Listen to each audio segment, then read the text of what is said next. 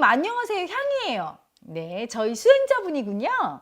지난번 오빠와 아빠 사연 답변 듣고 나서 동관념이랑 얽혀서 아빠를 버리고 싶은 마음이 불쑥불쑥 올라오기도 했지만 아빠랑 둘이 등산도 다녀오고 오빠랑은 같은 학교 다니면서 부모님 주무시는 밤늦게 집에 오면 오빠랑 속닥속닥 얘기도 하고 엄마랑은 올라오는 관념 얘기, 수행 얘기 소통하면서 제 위치에서 꽤 화목하게 지냈답니다.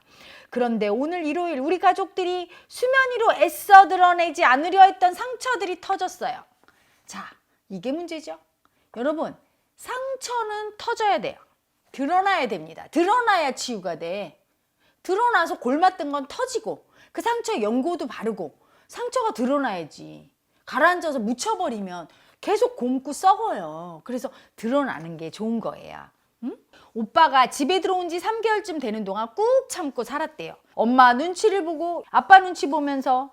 근데 오늘 참았던 것들이 한계라고 울면서 엄마 아빠에게 다 토해냈어요. 아이고 시원해라. 잘했네요. 그래야 돼요.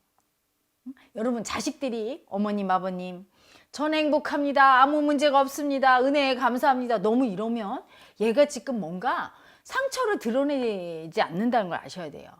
막 자식들이 어떨 때는 투정도 하고 힘들어요 막 이렇게. 왜냐하면 아무리 훌륭한 부모님도 아이들을 완전히 만족시킬 수 없거든요. 고의가 아니지만 버림받은 마음 느끼게 할 수도 있고 수치를 줄 수도 있고 그게 인생이에요. 이 몸이 있고 현실 상황이 있기 때문에 어쩔 수 없이 우리는 서로에게 상처 줄 수밖에 없는 걸 인정해야 돼. 완벽할 수 없어요. 하다못해 엄마 돈 좀 줘 했는데 다 줄 수 없거든. 어떤 부모든지 돈 많은 부모는 다 주지만 없는 부모는 못 주고, 또 어떨 때는 내가 출근하는데 가지마 엄마 그런다고 안 갈 수 있습니까? 가잖아요. 이렇게 우리는 삶이란 어쩔 수 없이 버리고 버림받고 또 사랑도 했다가 미워도 했다가 이별도 했다가 만나기도 했다. 이게 삶이라는 걸 받아들여야 되는데 버림받은 애고는 그걸 못 받아들여요. 자꾸 외면하고 이건 나쁘다고.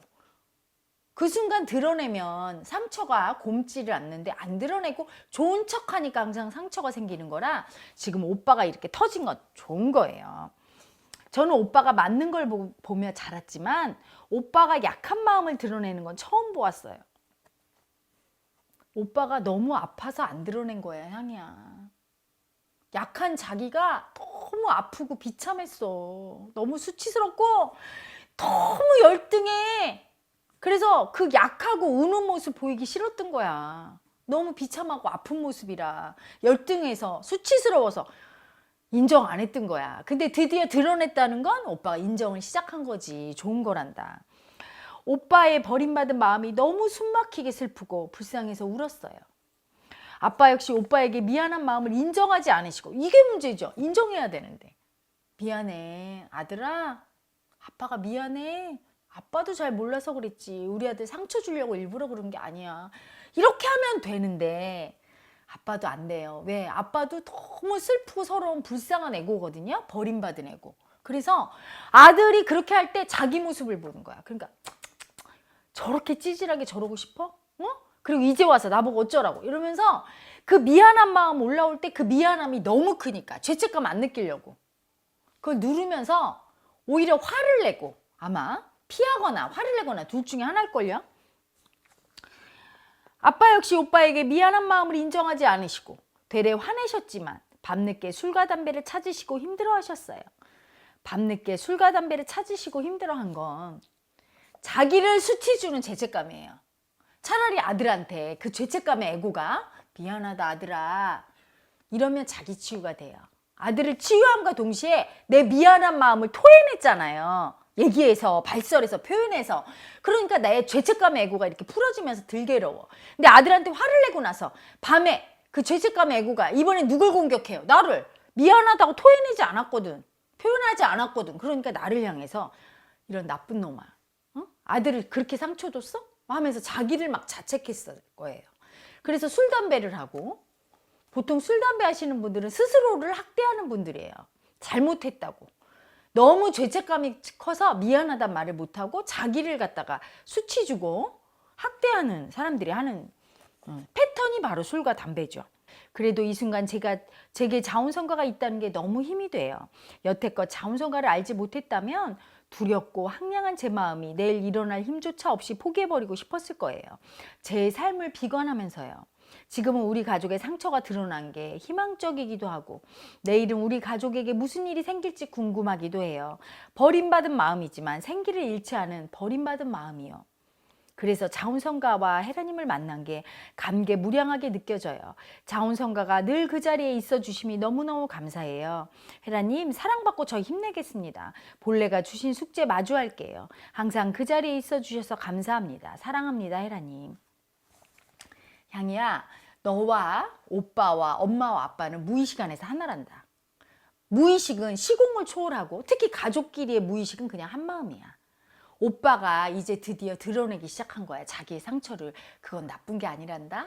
너랑 엄마가 그동안 몇 년간 수행했잖아. 그래서 무의식 속에 그 엄청난 거대한 버림받은 에고를 인정하기 시작하니까 오빠도 드디어 인정하기 시작한 거야. 버림받은 에고는 많이 아파.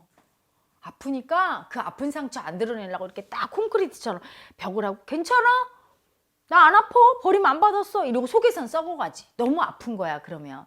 근데 이제 오빠가 그 버림받은 상처, 그 에고를 이렇게 훅 드러내고 수면 위로 올라와서 나 아파, 나 아파요 이렇게 얘기하는 거란다.